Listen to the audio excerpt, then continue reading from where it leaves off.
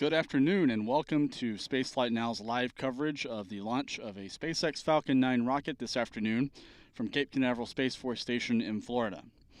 You're looking live at Space Launch Complex 40, where a Falcon 9 is about an hour and 17 minutes away from liftoff with an Egyptian telecommunications satellite named Nilesat 301 heading to a perch in geostationary orbit. This mission will be heading due east from Pad 40 here at Cape Canaveral, Florida, taking aim on a highly elliptical or elongated orbit, a geostationary transfer orbit that stretches several tens of thousands of miles above Earth for deployment of this Nilesat 301 communications satellite. The Nilesat 301 spacecraft is cocooned inside the payload fairing on top of the Falcon 9 rocket right now, awaiting liftoff. Again, liftoff is scheduled for 5:04 p.m. Eastern Daylight Time or 21:04 UTC. The launch window today extends for 2 hours and 29 minutes. If you've been watching SpaceX missions throughout the year, most of these missions have instantaneous launch opportunities, such as launches carrying Starlink internet satellites, also launches up to the International Space Station with crew and cargo. This mission, however, is a communications satellite delivery mission, a geostationary payload on this rocket launching this evening. And those payloads typically come with launch windows that stretch a little longer, sometimes 90 minutes up to 3 hours. Tonight's launch window extends for 2 hours and 29 minutes. The latest, most recent official weather forecast for this evening's launch called for a 60% chance of favorable conditions for liftoff this afternoon. That forecast came from the 45th Weather Squadron, part of the U.S. Space Force's Space Launch Delta 45. That's the unit that runs the Eastern Range and is responsible for safety for all launches originating from Cape Canaveral or the Kennedy Space Center. The main threat this evening that could prevent launch is with cloud cover associated with thunderstorms that are building along the sea breeze, pushing inland from the Space Coast this afternoon. Right now, all of those thunderstorms are west of I-95, or more than 20 miles west of the launch pad and moving west. So right now, there's no immediate threat or no immediate concern in real-time weather that could prevent the launch. However, as I mentioned, the launch is still an hour and 14 minutes away, so the weather dynamics could change over that period of time.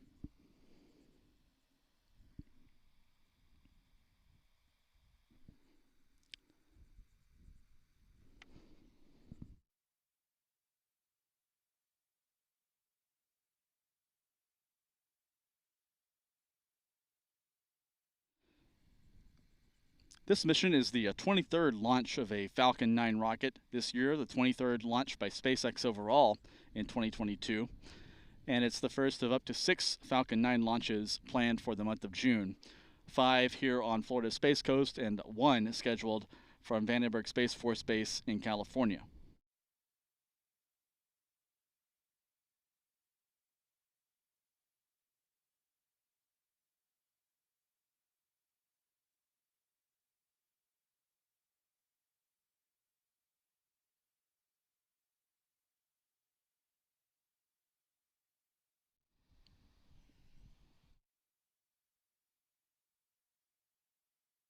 The view you're looking at now of Space Launch Complex 40 comes from our camera position about 4 miles west of the pad. You're looking roughly due east toward Pad 40 in this view. The Falcon 9 stands 229 feet or 70 meters in height. On each side of the rocket are 2 lightning towers for a total of 4 lightning towers. These are towers in position, permanently positioned at Pad 40 to protect rockets while they're on the pad from lightning strikes. These towers are connected with a series of catenary wires to route electrical activity and currents away from the rocket and shield the rocket from any damage in the event of a lightning strike, which is a fairly common occurrence here in Central Florida. Again, there are thunderstorms in the area this afternoon, but right now they're well inland and away from the launch complex, and we're hoping they remain in that position at launch time of 5:04 p.m. Eastern Time.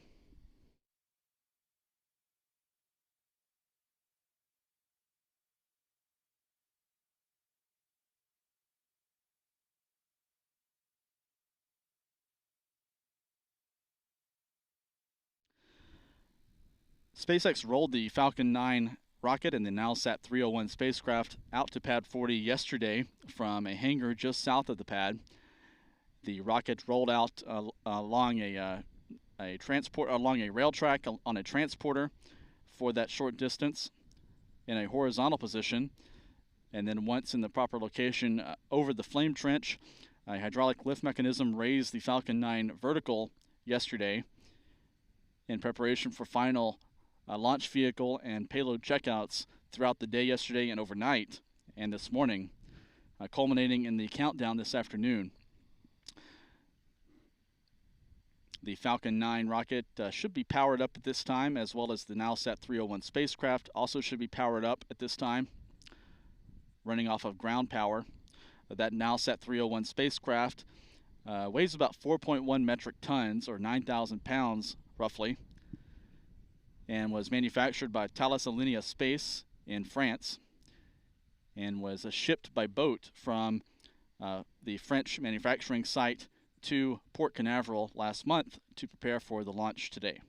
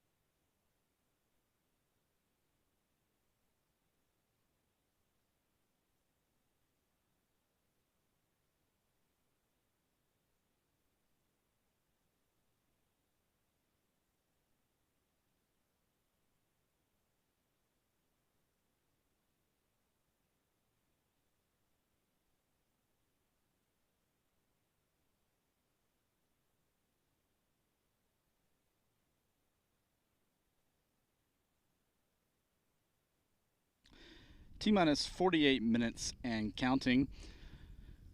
The SpaceX countdown is proceeding toward liftoff of the Falcon 9 rocket at 5:04 p.m. Eastern Daylight Time, or 21:04 UTC. This mission is carrying the Nilesat 301 communications satellite into orbit. This spacecraft will be providing TV broadcast and internet connectivity coverage over parts of Africa and the Middle East. It's owned by the company Nilesat, which is controlled by the Egyptian government. Provides commercial, civilian communications coverage and capacity over Egypt and neighboring regions. You're continuing to look at a live view of Pad 40 here at Cape Canaveral, Florida, where the Falcon 9 is vertical, now 47 minutes away from liftoff.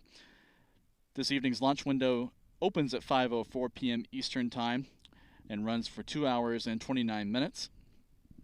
Right now, weather conditions appear favorable for launch on time this afternoon.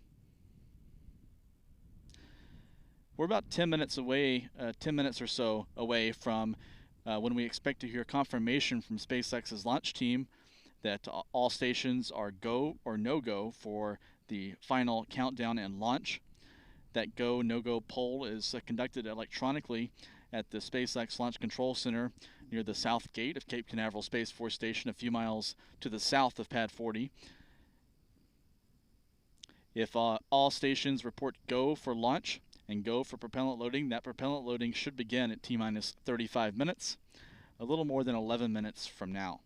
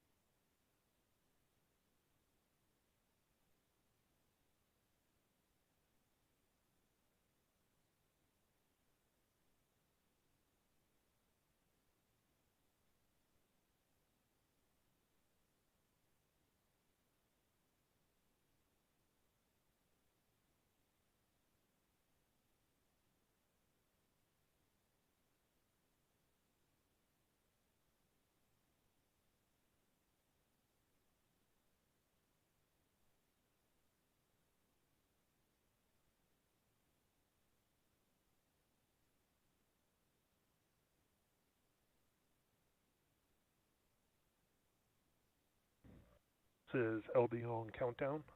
We've received the T-minus 45-minute weather brief and will continue counting to the 21:04 UTC liftoff time.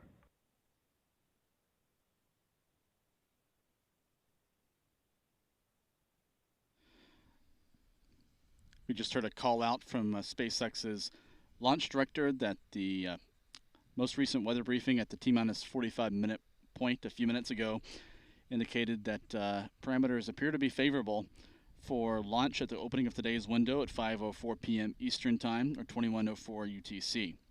This is the opening of a 2-hour and 29-minute launch window this evening, but SpaceX is continuing to target the opening of the window, and in fact, once propellant loading begins at T-minus 35 minutes, that launch window effectively shrinks to an instantaneous window because SpaceX uses a densified, super chilled propellants, and those propellants have to be conditioned at the proper temperature to allow for the correct performance and correct lift performance and thrust of the Merlin engines on the Falcon 9 rocket.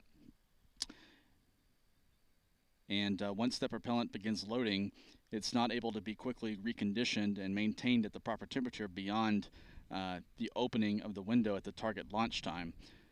So if the launch is if the launch is aborted or held up due to any weather or technical issues, it's unlikely that SpaceX will be able to recycle and attempt another launch, another countdown this evening. So we're standing by for the results of that final go-no-go poll from the SpaceX launch team. The weather looks favorable. Right now, those team members are being polled for technical readiness for liftoff this evening.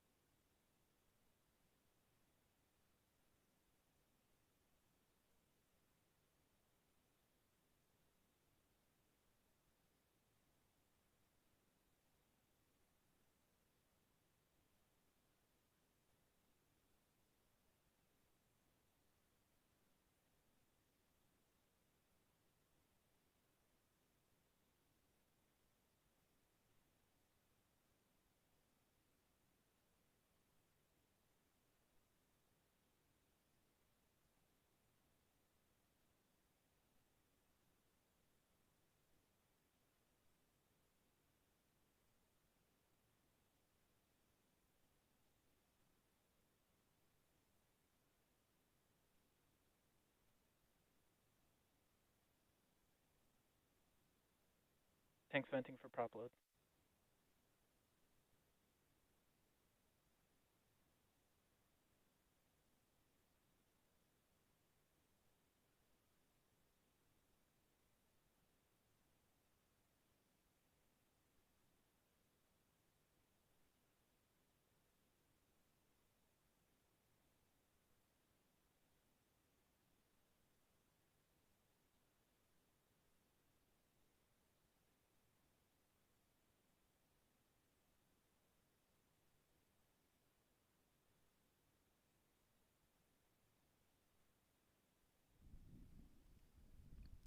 Now a little more than a minute away from the expected start of propellant loading. We're standing by for word from the launch team on the outcome of the go-no-go poll, and we expect here at T-minus 35 minutes that the automatic sequencer has started.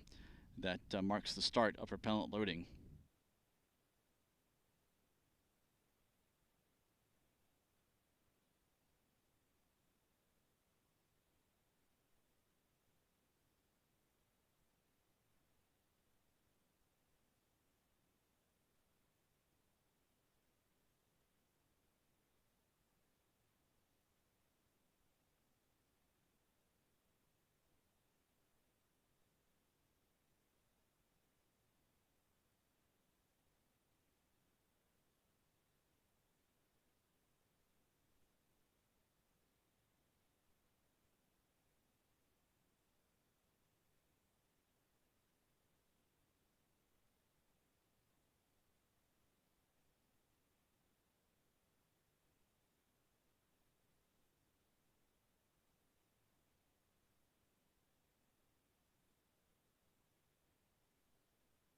Launch auto started.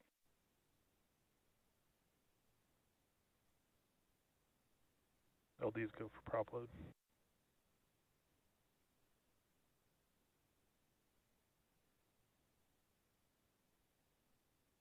And there you heard the call out, launch auto has started, marking the official start of propellant loading, densified and super chilled kerosene, also known as rocket propellant 1 or RP1, and liquid oxygen, used as an oxidizer, are now being pumped into the Falcon 9 rocket out at pad 40. At this time, kerosene and liquid oxygen are both loading into the first stage, which is the darker section of the rocket toward the bottom of the vehicle. And kerosene is now being loaded into the second stage. Liquid oxygen will hold off loading onto stage 2 until T-minus 16 minutes. That'll be the last of the 4 propellant tanks to be loaded this afternoon. Now less than 34 minutes until today's launch at 5:04 p.m. Eastern Time, or 21:04 UTC. You're continuing to look at a live shot of Space Launch Complex 40, where the Falcon 9 is awaiting its flight to space this afternoon with the Nilesat 301 geostationary communications satellite on board.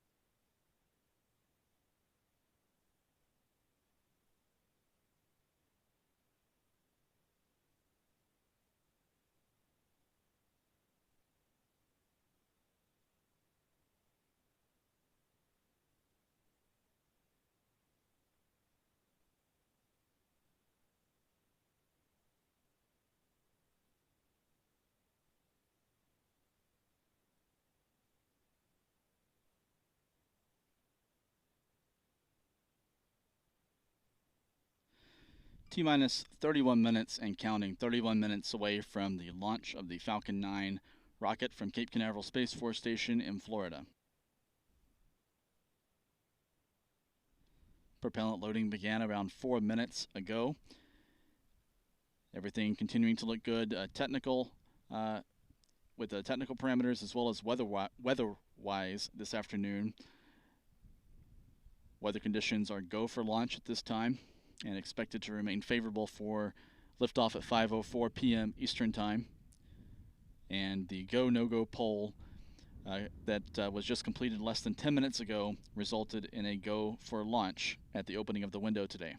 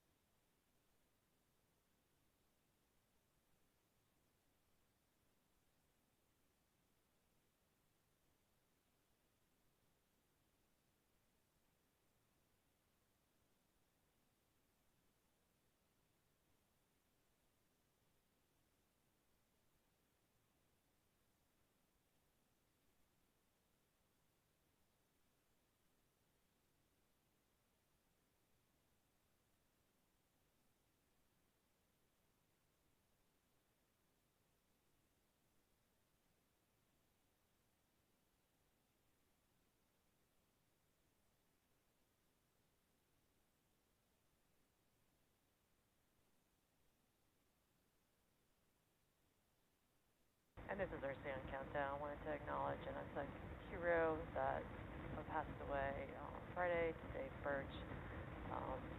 Contributed a lot to space operations and to the Falcon program. He will be sorely missed, but the best thing we can do is pay it forward, launch and land safely, and beat check RCO.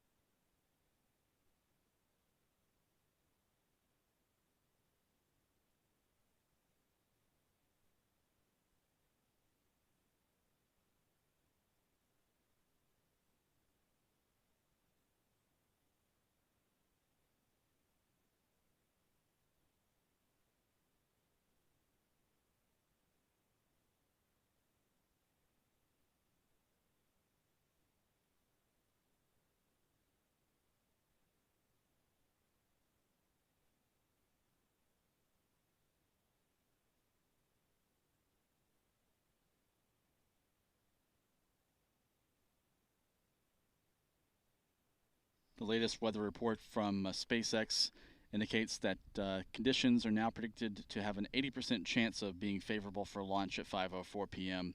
So that's an improvement from the 60% go forecast in the previous outlook. The countdown is continuing now, about 27 minutes and 30 seconds from launch. In this view of the Falcon 9 out on pad 40, you can see some frost building up on the outer skin of the Falcon 9's first stage booster. This band of white that you're seeing that's now covering some of the soot and charcoal colored markings on the Falcon 9 first stage is from the ice and frost buildup as liquid oxygen, chilled to several hundred degrees below zero, continues to pump into the liquid oxygen tank on the first stage. That liquid oxygen, or LOX tank, begins about a third of the way up the length of the first stage booster. So the bottom segment of the first stage will remain that darker color. That's where rocket grade kerosene is being loaded at this time.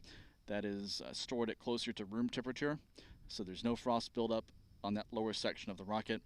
But over the next few minutes, over the next really 20 minutes or so, you'll see the frost build on the outer skin of the airframe of the first stage booster. And you can actually, on a day like today with clear conditions, clear visibility looking out toward the pad, you can watch as the level of liquid oxygen rises on the first stage, and that will be marked by the rising level of ice on the first stage in the next few minutes. Oxygen vapors also now appearing outside the Falcon 9 rocket. This is normal from the boil-off and the frost building up on the Falcon 9 first stage booster. And we'll see more of that oxygen vapor appearing throughout the countdown.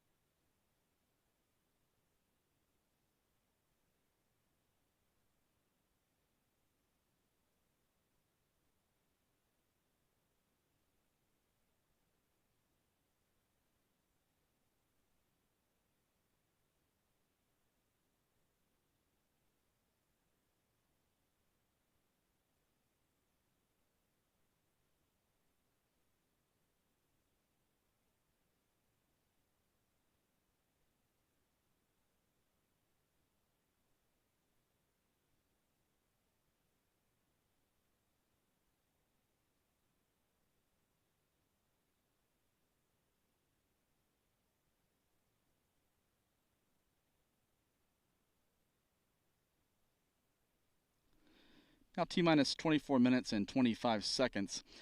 The payload for today's mission is the Nilesat 301 communications satellite. Here you see an artist's illustration of what that satellite will look like in orbit with its antennas and solar panels deployed.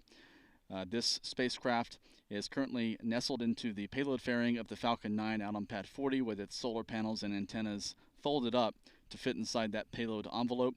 But this is what the spacecraft will look like once it reaches its operational orbit at geostationary altitude, about 22,000 miles or 36,000 kilometers over the equator. This animation comes from Thales Alenia Space, which manufactured the Nilesat 301 spacecraft in Cannes, France, at its factory there in southern France. This video B-roll shows some of the activities during the manufacturing and testing of the Nilesat 301 spacecraft. Here you'll see the deployment of one of the solar arrays that occurred inside the clean room at the Thales factory in France. These solar arrays will extend around 100 feet or so tip to tip from one end to the other when fully unfurled in space, and these solar panels will begin generating electricity for the spacecraft soon after it deploys from the Falcon 9 rocket. Here you can see the attached point of the solar array to the spacecraft body and part of the spacecraft main structure. These solar arrays will be again deployed soon after the launch. During the launch itself, they're folded up next to the body of the spacecraft to fit inside the payload envelope of the Falcon 9. This video shows preparations for shipping the Nilesat 301 spacecraft from its factory in Cannes to the Cape Canaveral Space Force Station for launch preparations. This is going into the shipping container, an environmentally controlled shipping container that protected the spacecraft during the ride across the Atlantic Ocean. You can see some of the antennas folded up. Earlier you could see the spacecraft main engine used for in-orbit maneuvers with a red covering on it. And this is what the spacecraft looked like during that shipping container, shipping across the Atlantic Ocean, as well as what it looks like now inside the payload fairing of the Falcon 9. This spacecraft, Nilesat 301, was originally scheduled for launch on the Falcon 9 at the end of April, but Thales and Nilesat ran into some issues and delays in shipping the spacecraft to the United States. The spacecraft was originally supposed to fly to the U.S. in a Russian-owned Antonov cargo plane, but sanctions levied on Russia following Russia's invasion of Ukraine prevents a Russian-owned aircraft from flying in European and U.S. airspace. So Thales had to arrange another ride for the spacecraft to Cape Canaveral. So it took a slower route on a cargo ship from the south of France to Port Canaveral, where it arrived about 3 weeks ago, and then was trucked up to Cape Canaveral Space Force Station a few miles away for final testing and propellant loading. It was filled with its own supply of hydrazine fuel to control itself during its 15-year mission. This image shows the offloading of the Nilesat 301 spacecraft from its cargo ship at Port Canaveral back in mid-May. Now T-minus 21 minutes and counting. The Nilesat 301 spacecraft, fully loaded with its own supply of propellant, weighs about 4.1 metric tons, or 9,000 pounds.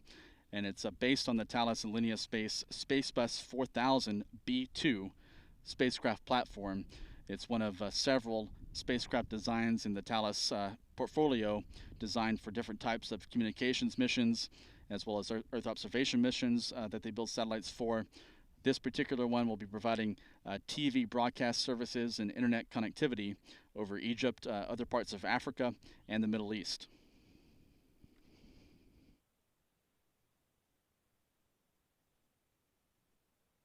Stage 2 fuel load complete. You're now seeing the so-called big vent of oxygen gas streaming away from the strong back structure next to the Falcon 9 rocket. This is a normal part of the countdown that typically occurs at about the T-minus 20-minute point. Moments ago, we also heard from SpaceX's launch team that the second stage has been fully loaded with its supply of kerosene fuel.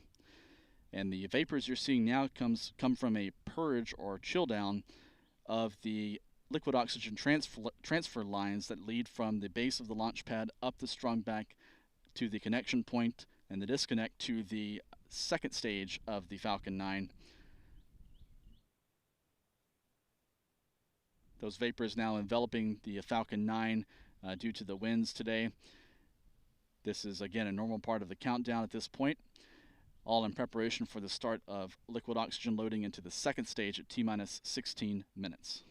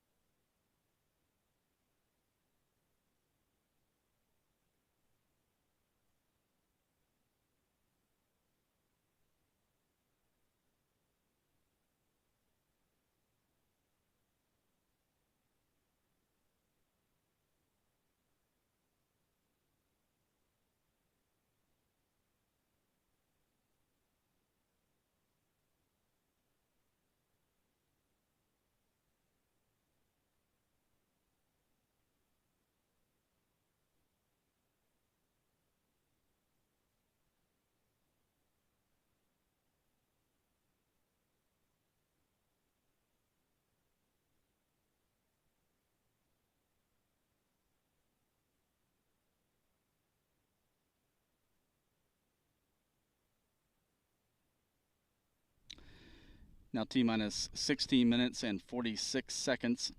You're continuing to watch venting from the strong back. That venting should be ending momentarily with the start of liquid oxygen loading in the second stage.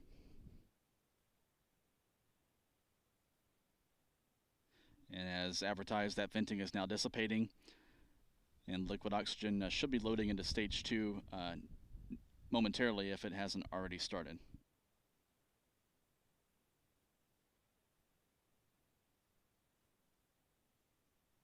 Liftoff remains scheduled for 5:04 p.m. Eastern Daylight Time. And we just heard confirmation as I was speaking that liquid oxygen loading into stage 2 is now underway. T-minus 16 minutes.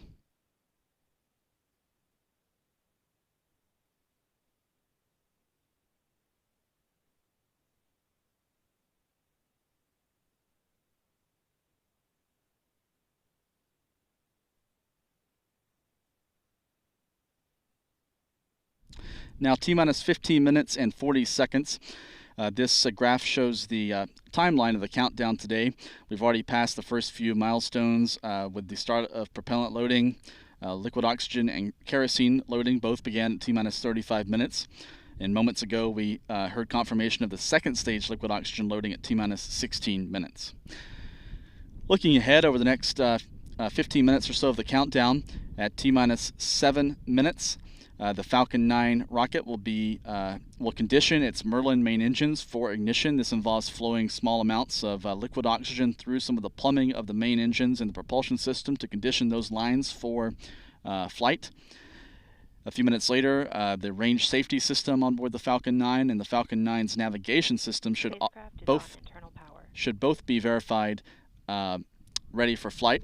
And we just heard a call out from the spacecraft operator that the Nilesat 301 satellite has transitioned to internal battery power in preparation for today's launch. So it'll be operating off its own internal battery supply until it's in orbit and is able to begin deploying its solar panels. At T-minus 2 minutes, the Falcon 9 should be fully loaded with liquid oxygen and kerosene. About 1 million pounds of that propellant mixture will be loaded into the rocket today. And then at T-minus 60 seconds, the flight computer will go to internal power, and the flight computer will take command of the countdown, overseeing the final minute or so of the countdown up until liftoff, transitioning control from ground computers to the flight computer. In that final minute, the propellant tanks will also be pressurized for flight, and the SpaceX launch director will verify he is go for launch at T-minus 45 seconds. And at T-minus 3 seconds, the Merlin engine ignition sequence will begin. Those engines will throttle up to full power, run through an automated health check, and then 4 hydraulic clamps will release to allow the Falcon 9 to begin its vertical ascent into space at T0. This Falcon 9 mission will be heading due east from Cape Canaveral Space Force Station. This map, the red line, shows the approximate flight path of the Falcon 9 as it heads down range from Space Launch Complex 40, also known as Slick 40, here at Cape Canaveral. This mission will be heading east to target an equatorial orbit for Nilesat 301. Nilesat 301 will be deployed into a preliminary transfer orbit that's highly elliptical in shape, and then use its onboard propulsion to reach a circular orbit at geostationary altitude, where its velocity will match the rate of Earth's rotation over the equator. On this mission, the first stage booster will be targeting a landing on Just Read the Instructions, one of SpaceX's 3 landing drone ships, parked about 420 miles downrange from Cape Canaveral. This is the expected flight timeline. The Falcon 9 will be exceeding the speed of sound at about a minute after liftoff. Moments later, it will pass the max Q point of the flight, a moment of peak mechanical and aerodynamic stress on the rocket. At T-plus 2 minutes and 34 seconds, those 9 first stage engines will shut down. Moments later, the stages will separate, and the first stage will begin its maneuvers to head back to the drone ship, while the second stage lights its single Merlin engine. The Merlin vacuum or MVAC engine will power up at T-plus 2 minutes and 45 seconds, producing about 200,000 pounds of thrust for its burn to place Nilesat 301 into orbit. The payload shroud on top of the rocket will be jettisoned at T-plus 3 minutes and 24 seconds. A separate SpaceX recovery team is parked downrange on boats to recover those 2 halves of the payload fairing. And then at T-plus 6 minutes and 28 seconds, the first stage will begin its entry burn to slow down for landing, and then a final landing burn is expected just before, with the one engine of the first stage, just before touchdown in the drone ship. That's expected about 8.5 minutes after launch.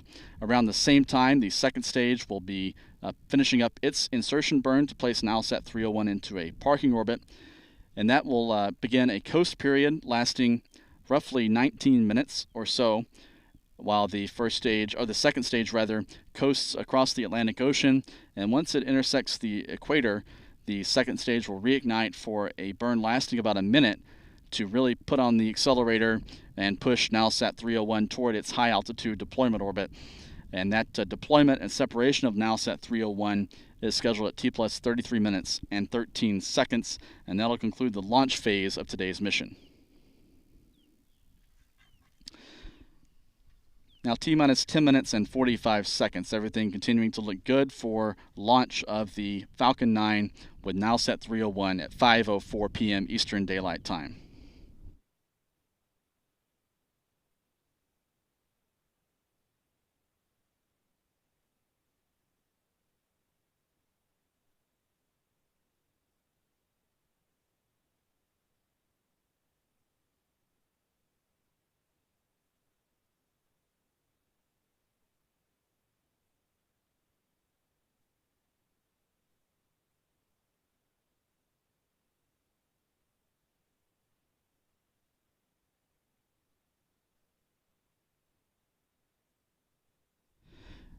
T minus 10 minutes and counting. The first stage flying on today's Falcon 9 flight is known as tail number booster 1062, B1062. This will be its 7th flight to space today, and it debuted back in November 2020 with the launch of the GPS 3-4 navigation satellite for the United States Space Force. And the Space Force held that booster in reserve for a second GPS mission in June of 2021. And then SpaceX has flown that 4 more times, this booster 4 more times. It flew it with the Inspiration 4 private crew mission back in September of last year, and then has flown it on 2 Starlink missions, and also recently flew it with the Axiom commercial crew mission to the International Space Station on April 8th of 2022. Most recently, this booster flew to space on April 29th, 2022. So this first stage has flown 6 times before. It's carried 8 private astronauts into space and 104 satellites, and launching 1 more satellite today, a 4.1-ton communications payload going to space today on the Falcon 9 rocket. This graphic from SpaceX shows the expected trajectory of an approximation of the trajectory of the Falcon 9 as it heads to space, showing the maneuvers of the first stage after stage separation as it heads back toward the drone ship. Just read the instructions. It'll deploy grid fins and perform an entry burn and then a landing burn to slow down for touchdown. And then finally, just before touchdown, it will extend 4 landing legs to help it settle onto the deck of the drone ship. All this happening while the second stage is continuing on into orbit with the primary mission of deploying Nilesat 301. T minus 8 minutes and 5 seconds.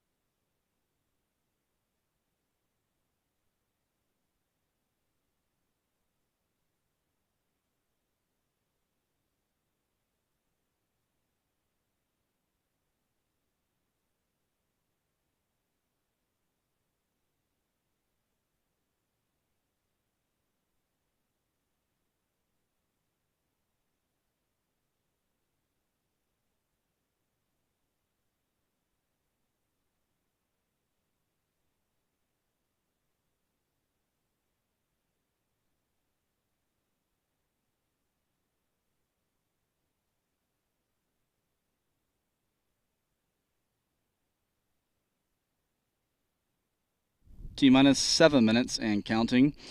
At this point in the countdown, chill down of the Merlin engines at the bottom of the first stage should be getting underway.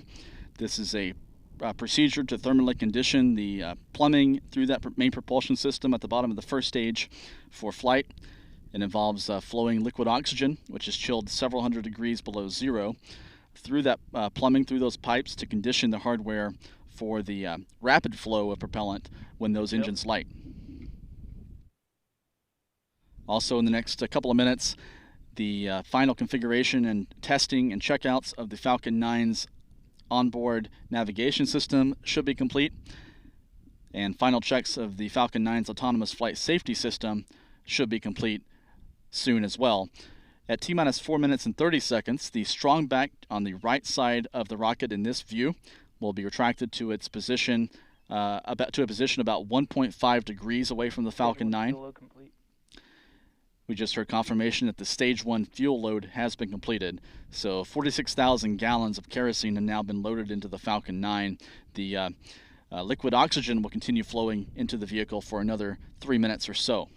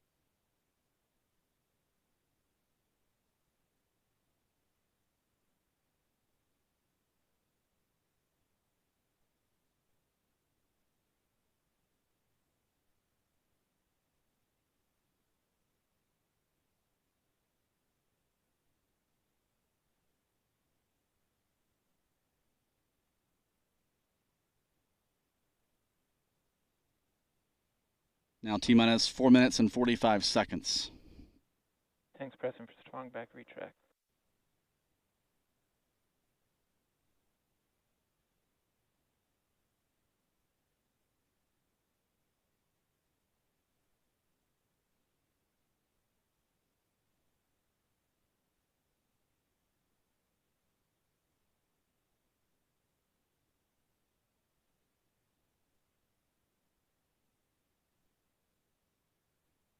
Strong back retract. The strong back is now retracting to its position about 1.5 degrees from the Falcon 9 rocket.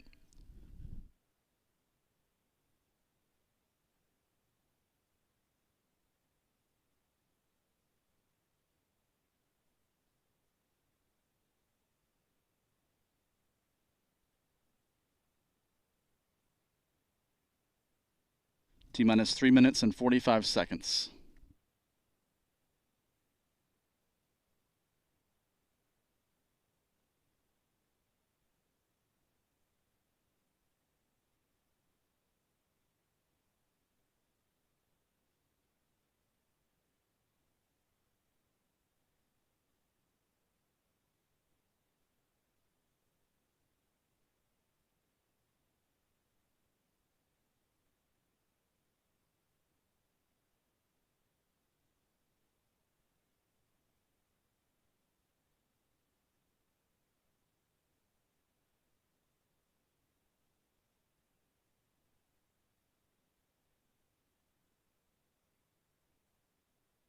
Stage 1 LOX load complete. T-minus 2 minutes and 50 seconds. The first stage has been fully loaded with its liquid oxygen load. Second stage loading of liquid oxygen should be completing in the next few seconds.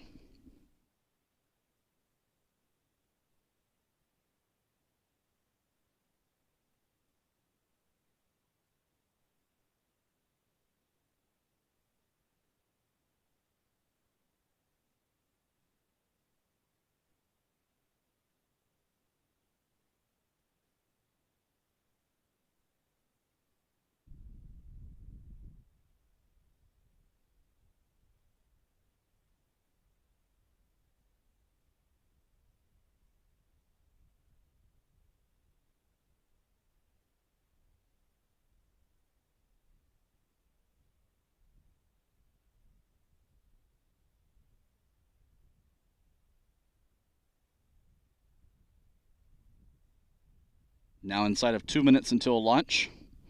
At this point, the Falcon 9 should be fully loaded with about 1 million pounds of kerosene and liquid oxygen. 1 minute, 40 seconds. Stage 2 LOX load complete. And there's confirmation that the Stage 2 LOX load, liquid oxygen load, is complete. So the Falcon 9 is indeed fully fueled, fully loaded for launch with the Nilesat 301 communications satellite in 1 minute and 23 seconds. At T-minus 60 seconds, the Falcon 9's flight computer will take command of the countdown. Gas closeouts.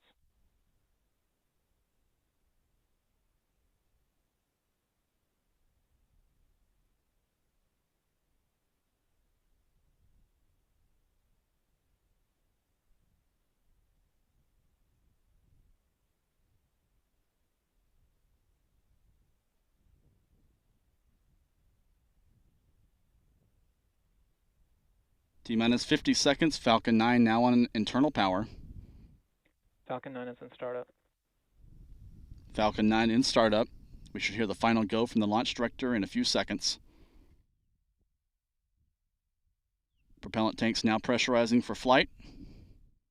Vents now closing to pressurize those tanks. 30 seconds. And there's the confirmation from the LD. The launch director is go for launch. T-minus 20 seconds.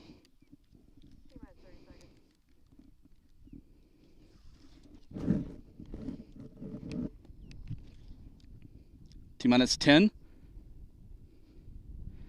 T-minus 5 seconds, standing by for engine start. It's engine start. And liftoff of the Falcon 9 rocket.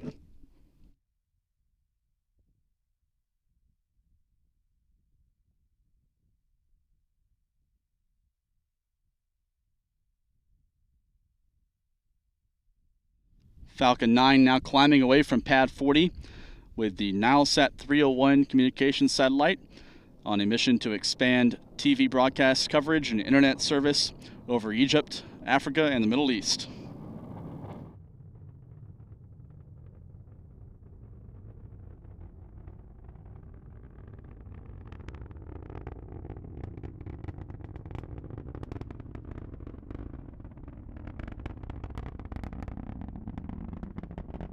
Falcon 9 just passing past the moon in the sky over Cape Canaveral. T plus 55 seconds.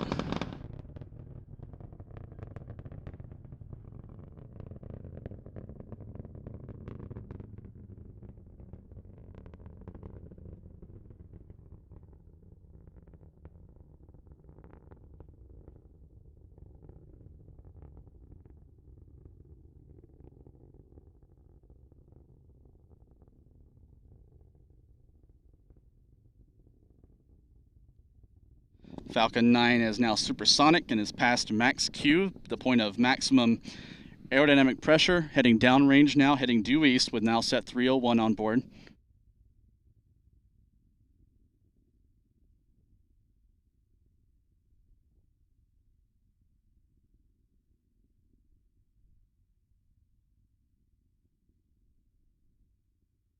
Everything looking good. 1 minute 50 seconds into the flight, less than a minute away from MECO, or manage and cutoff of the first stage engines.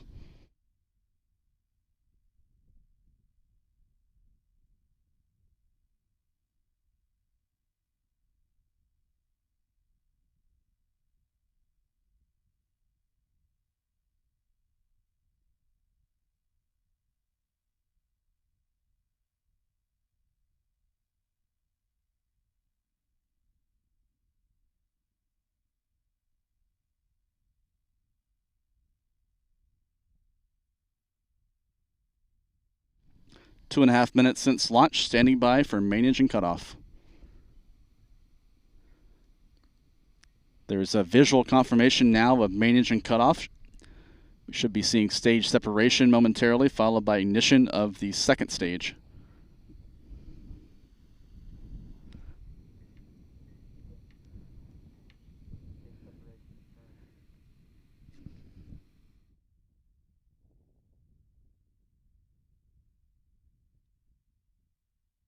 And we've heard confirmation from SpaceX of main engine cutoff, staging, and ignition of the MVAC, or Merlin vacuum engine.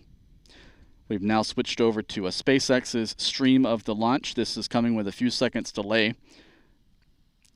Actually about 30 seconds or so delay on the SpaceX stream coming through YouTube. But now you can see this tracking view of staging, which occurred a few moments ago. And onboard views now from SpaceX showing the ignition of the second stage.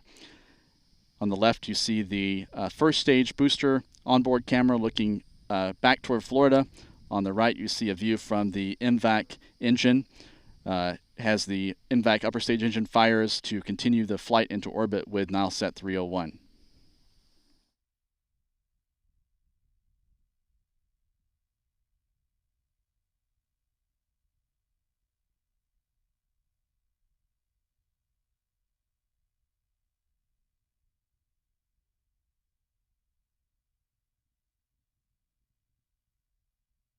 And there is payload fairing jettison.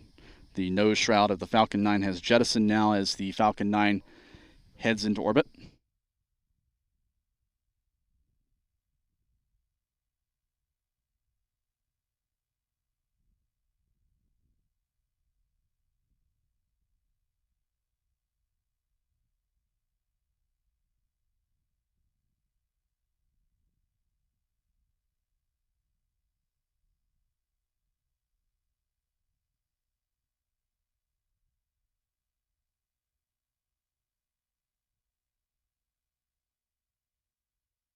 Now T plus 5 minutes, approaching T plus 5 minutes. Everything looking good so far in this flight with Nilesat 301. You're looking at views from the Falcon 9 rocket's first stage on the left and the upper stage on the right, both vehicles on the expected trajectories right now.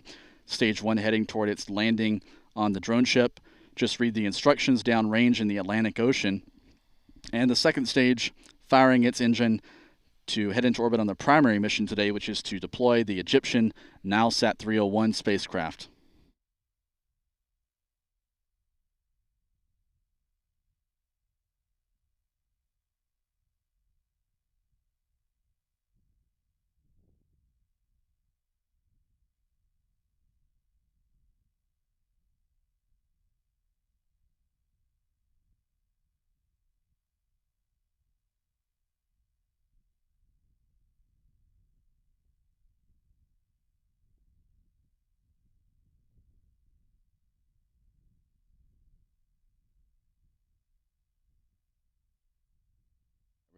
Everything looking good 6 minutes into the flight.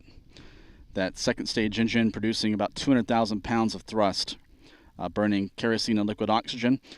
The titanium grid fins on the first stage have extended. We're coming up on the time of the entry burn, which will use 3 engines on the first stage to begin slowing down and guiding itself toward the exact position of the football field-sized drone ship, about 420 miles or 680 kilometers east of Cape Canaveral.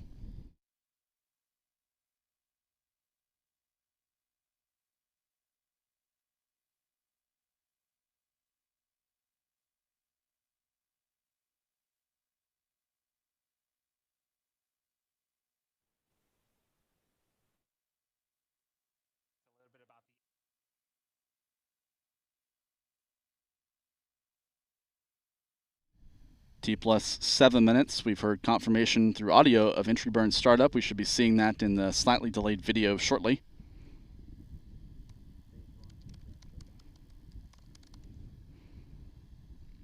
We've heard audio confirmation, verbal confirmation of entry burn shutdown. And there's the view now of the entry burn underway on the left-hand side of your screen. 3 engines firing at the bottom of the first stage. To slow down the rocket, you can see that velocity meter slowing down as it re-enters the atmosphere.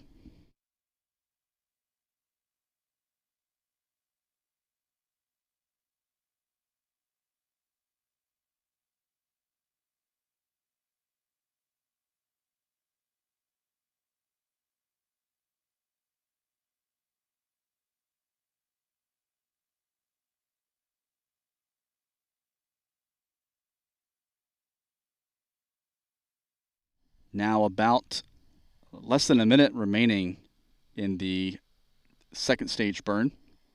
Also about the same amount of time remaining until first stage landing.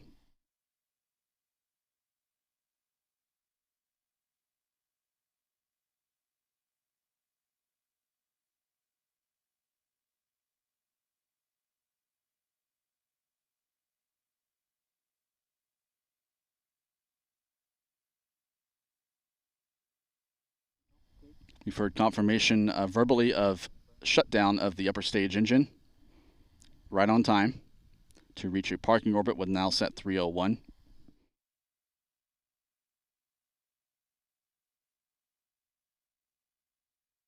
And SpaceX confirms a nominal orbit insertion, so the Falcon 9 upper stage was right on the money with its burn, standing by for first stage landing.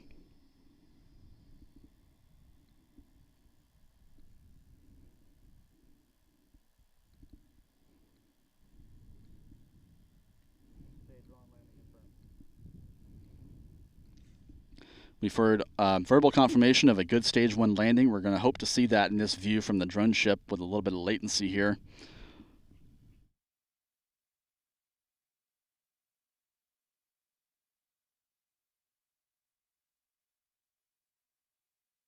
Looks like the video is frozen.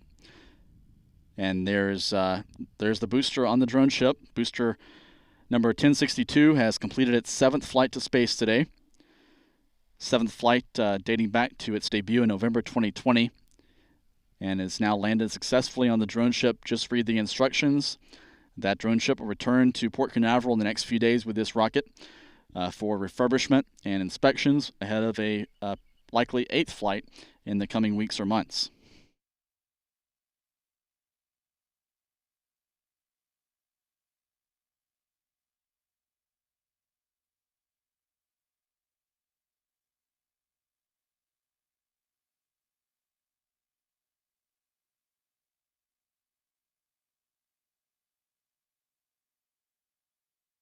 Now 10 minutes and 18 seconds since the liftoff of SpaceX's Falcon 9 rocket from Cape Canaveral Space Force Station.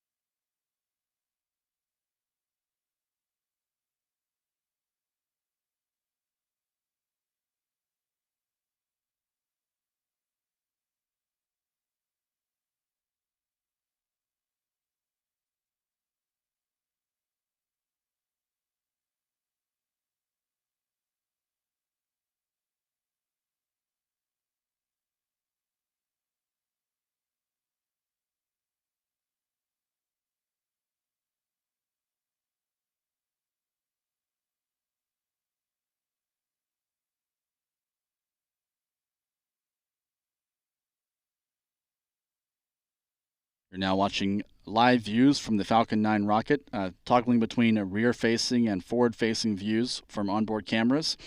This shows the Merlin vacuum engine bell now in a coast period. That engine burned for about 6 minutes to place the Falcon 9 into a preliminary parking orbit, a low-altitude orbit, and is now coasting across the Atlantic Ocean. It just passed outside the range of a tracking station in Bermuda, hence the reason we lost the live video connection with the vehicle. It does look like that video is coming back intermittently now, but the Falcon 9 upper stage coasting across the Atlantic Ocean, setting up for another burn at approximately T plus 27 minutes or 5:31 p.m. Eastern Daylight Time. That burn will last about a minute. It's programmed for 66 seconds. And that'll set the stage for deployment of the Nilesat 301 into its expected elongated or elliptical-shaped geostationary transfer orbit at T plus 33 minutes.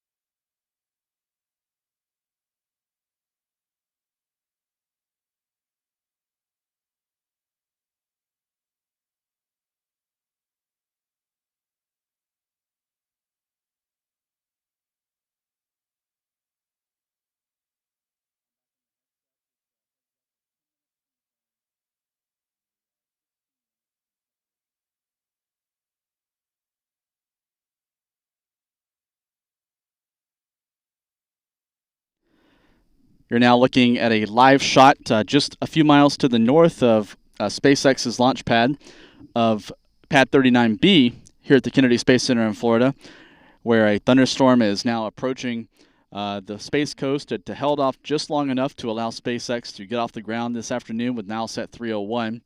But in this camera, looking at NASA's Artemis 1 moon rocket, which moved out to Pad 39B on Monday for another countdown dress rehearsal, you can see the layered clouds, the dark, threatening clouds to the west of Kennedy Space Center. The Space Launch System in this view stands about 322 feet tall. It's the moon rocket that NASA is developing, or has developed, and is in the final stages of testing before its maiden test flight on the Artemis 1 moon mission. That's scheduled for launch no earlier than August. The rocket is currently on the pad for a dress rehearsal or fueling test that's expected around June 19th. And you can see in this view, looking toward the west, the threatening clouds that held off, again, just long enough for weather to remain green for the launch of SpaceX's Falcon 9 rocket from Pad 40, just a few miles to the south, at 5:04 p.m. Eastern.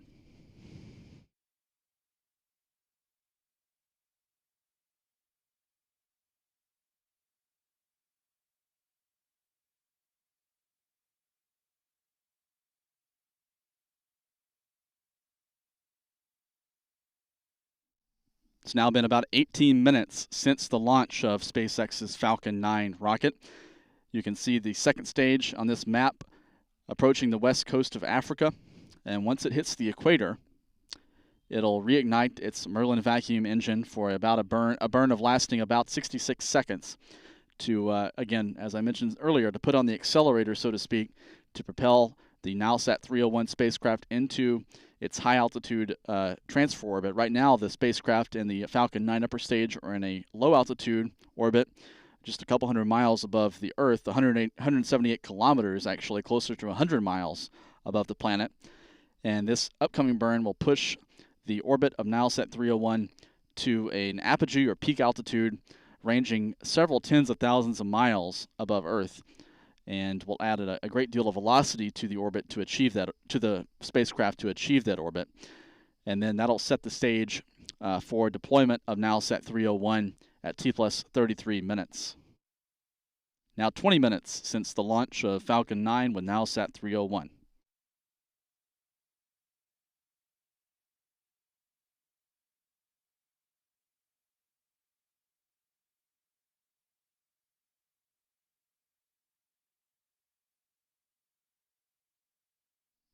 This mission is following a profile that's quite different from all the other Falcon 9 flights this year, heading up to a geostationary transfer orbit. So far this year, all of the Falcon 9 missions have targeted low Earth orbit, either with the Starlink internet satellites or commercial and crew and cargo missions to the International Space Station, as well as missions for the National Reconnaissance Office, the U.S. government's spy satellite agency, and small satellite rideshare missions, the transporter missions. Those have all targeted low Earth orbit. Today's mission is heading to an altitude quite a bit higher, geostationary altitude. This satellite will eventually settle into an orbit about 22,000 miles or 36,000 kilometers over the equator. And this is a dedicated ride, just one spacecraft on board, Nilesat 301. That weighs about 4.1 metric tons. So it needs a dedicated Falcon 9 ride launch to reach that orbit. Launches to a geostationary orbit were a commonplace a few years ago, but the satellite launch market is shifting in favor of smaller satellites that are positioned closer to Earth. And in fact, this is of the 23 missions that SpaceX has launched this year, this is the first to target geostationary transfer orbit. And these types of missions were really commonplace in the bread and butter, so to speak, of SpaceX's launch business a few years ago. But that market has shifted in favor of smaller, less expensive satellites that are orbiting closer to Earth.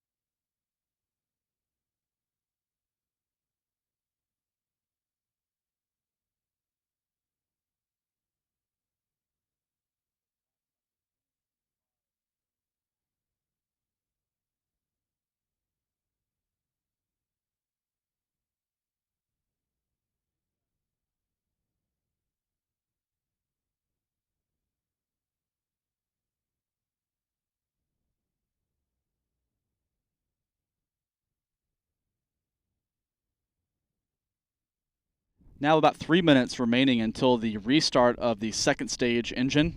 That burn is expected to begin at T plus 26 minutes and 56 seconds.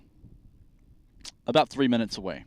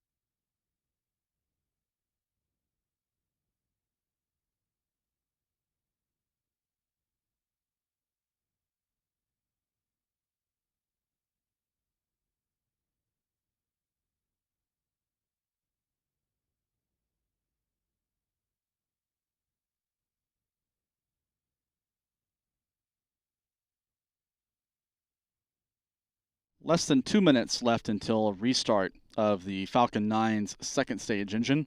This engine will light for about 66 seconds, although that time could be adjusted by a few seconds in either direction based on the actual performance of the vehicle. And this will be adding a great deal of velocity to the Falcon 9 upper stage and to the Nilesat 301 spacecraft to begin boosting that payload into a higher orbit for separation. This map, you can see the blue track is the ground track that would be expected of the Falcon 9 upper stage if it did not perform the burn.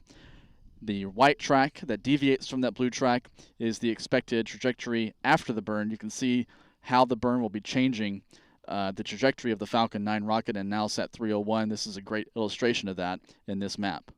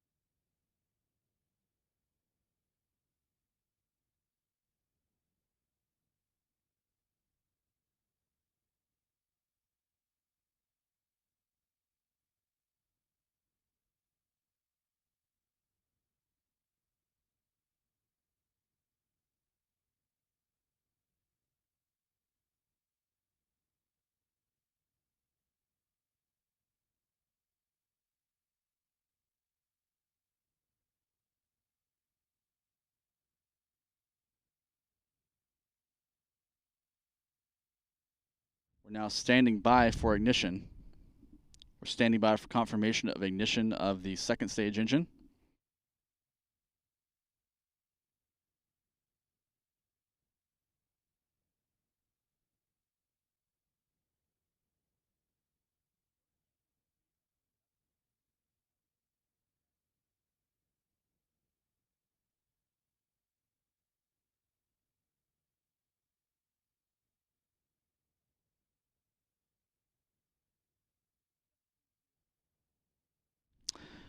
We're actually hearing from SpaceX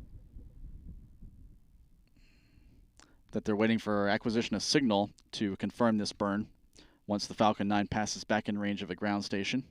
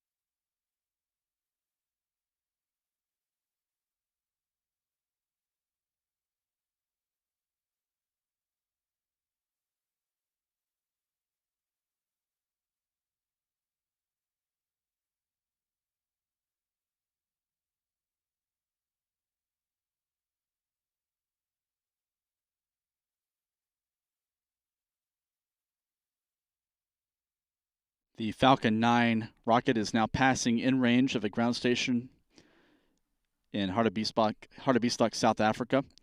And with that signal acquisition, SpaceX Launch Control has confirmed a nominal orbit insertion. So the burn that occurred a few minutes ago apparently went off without a hitch, placing Nilesat 301 at precisely the right orbit for spacecraft separation, coming up in about a minute or so.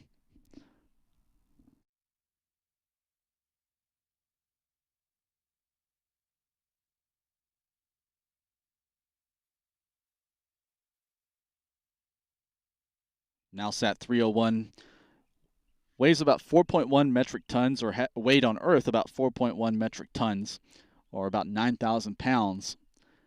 It was built by Thales Alenia Space in France, and then shipped by boat to Cape Canaveral to begin preparations for the launch today. It's beginning a 15-year mission providing TV broadcasts and internet coverage over Egypt, other parts of Africa, and the Middle East.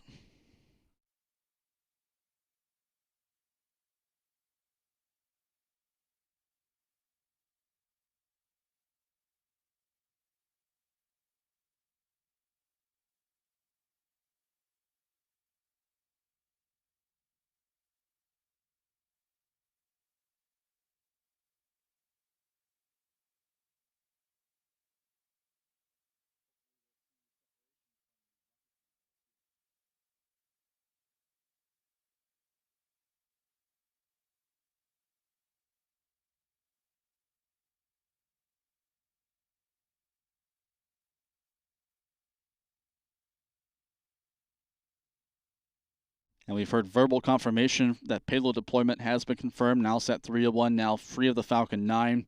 Let's stand by to watch that happen in this video from the onboard camera, that coming with a few seconds delay.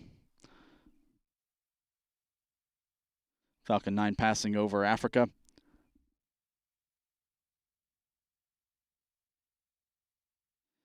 And there it is, Nilesat 301, beginning its 15-year communications mission for Nilesat, the Egyptian satellite operator. Later this evening, the spacecraft is expected to deploy its solar panels to begin generating its own power. It's been operating on battery power since about 15 minutes before liftoff. And then a series of orbit-raising burns using the chemical engine on the base of the spacecraft will be used to guide Nilesat 301 toward its operating position in geostationary orbit. Right now it's in a highly elongated or elliptical transfer orbit, ranging from just a couple hundred miles above the planet to several tens of thousands of miles in altitude. That elongated oval-shaped orbit will be circularized over the course of the next couple of weeks, and then it will settle into a geostationary orbit over the equator at an altitude of more than 22,200 miles. That's about 35,800 kilometers. And at that altitude, the spacecraft will be orbiting planet Earth at the same rate that the planet rotates, giving the spacecraft a fixed coverage zone over Africa and the Middle East. It'll be parked at 7 degrees west longitude along the equator to begin its 15-year communications mission. You're looking now at a live shot of Space Launch Complex 40, the empty launch pad, now present here at Cape Canaveral with the strong back in its retract position where it moved at liftoff.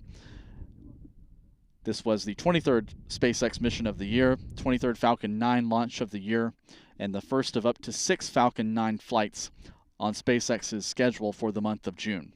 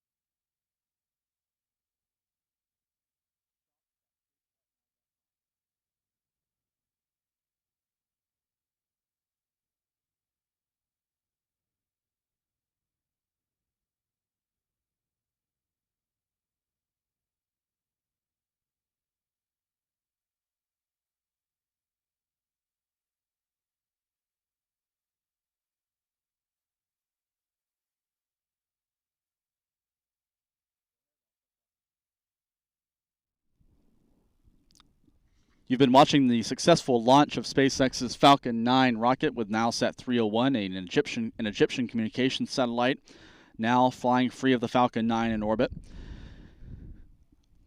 Looking ahead for what we'll be covering next, coming up on June 12th or Sunday is the scheduled launch of an Astra-built commercial small satellite launcher named Rocket 3 from Space Launch Complex 46 at Cape Canaveral Space Force Station. This is the first of 3 missions for NASA planned for this summer, carrying the Tropics satellites into orbit. These are small shoebox to briefcase-sized satellites that will be studying tropical cyclones and collecting research data and scientific data on the formation of tropical storms and hurricanes.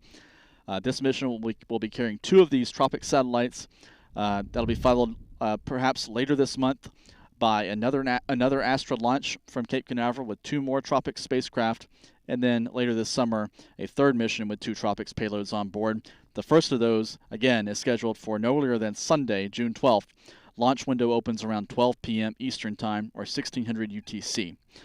The next day, as soon as no earlier than June 13th, Monday, a Rocket Lab will be back in action with the launch of an Electron rocket from New Zealand, from the company's private spaceport down on the North Island. It'll be carrying NASA's Capstone spacecraft. This is another CubeSat about the size of a briefcase. This mission will be heading to the moon. Capstone will actually be launched toward the moon. It'll be using its propulsion to enter orbit around the moon and perform a variety of communications and deep space navigation tests as a technology demonstration for NASA's Artemis moon program. The next SpaceX mission is scheduled for no earlier than June 18th. That launch is scheduled from Vandenberg Space Force Base in California, carrying the German military's Sarah-1 radar observation satellite. This is a radar reconnaissance payload for the German Defense Ministry, launching again from Vandenberg Space Force Base on a Falcon 9 rocket.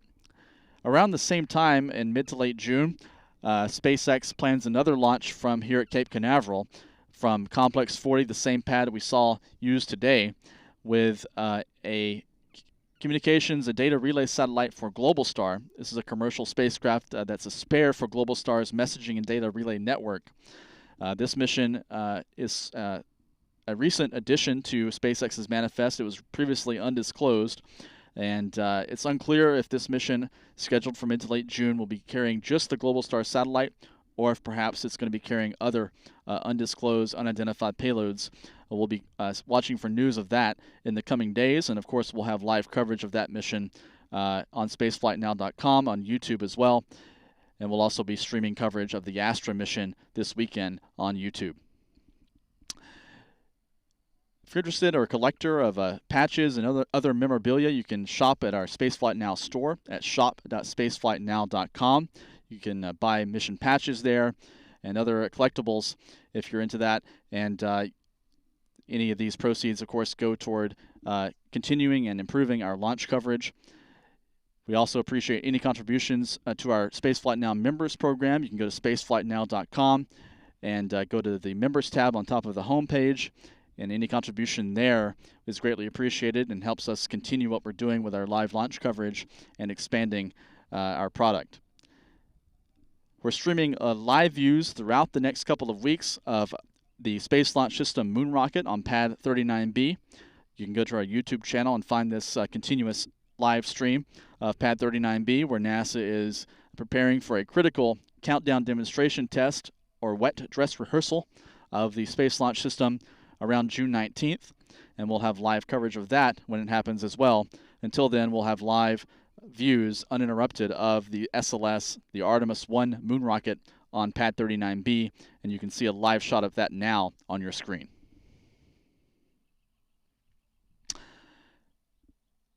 With that, we'll close out our coverage with one more look at pad 40, where the Falcon 9 rocket lifted off with Nilesat 301 42 minutes ago at 5:04 p.m. Eastern Daylight Time to begin a 33-minute deployment flight.